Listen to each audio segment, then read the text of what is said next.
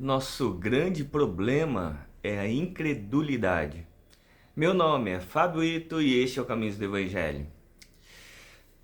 No Evangelho de Marcos, no capítulo 16, no finalzinho do Evangelho, Jesus já ressuscitou.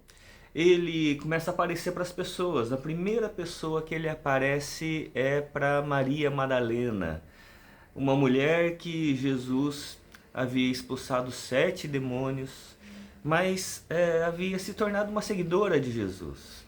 E Jesus aparece primeiro para ela, para Maria, depois ele aparece para 2 discípulos no caminho de Emaús. Mas é interessante o texto do Evangelho de Marcos, porque para essas pessoas que Jesus vai primeiro aparecer, ele fala assim: olha, agora conta ali para os demais discípulos.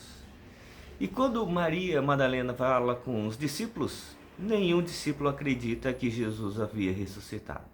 Por mais que ele havia dito que ele ressuscitaria, por mais que ele havia dito que ele era o Messias, nenhum dos discípulos havia acreditado no relato de Maria Madalena.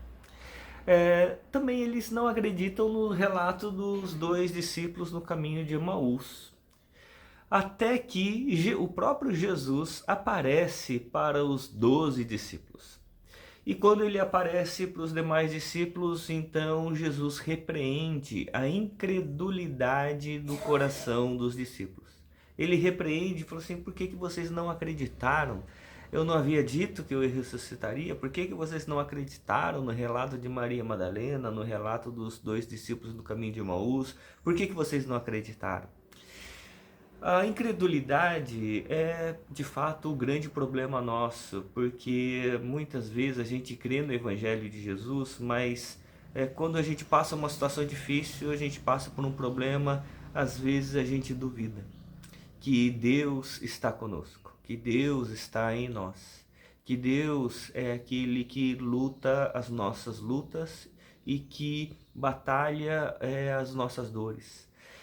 Muitas vezes nós não acreditamos profundamente na eternidade, de que a vida com Deus não se resume ao aqui e agora, mas no lá e o além.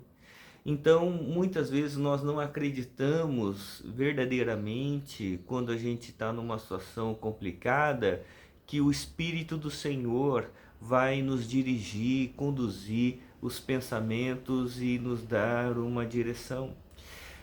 Muitas vezes nós não acreditamos que a palavra do Senhor verdadeiramente é luz para os nossos caminhos. Por isso a incredulidade é o grande problema da nossa vida, porque a incredulidade faz com que a gente não creia 100%, integralmente, no Evangelho do Senhor Jesus Cristo. Não creia no amor do nosso Deus por nós.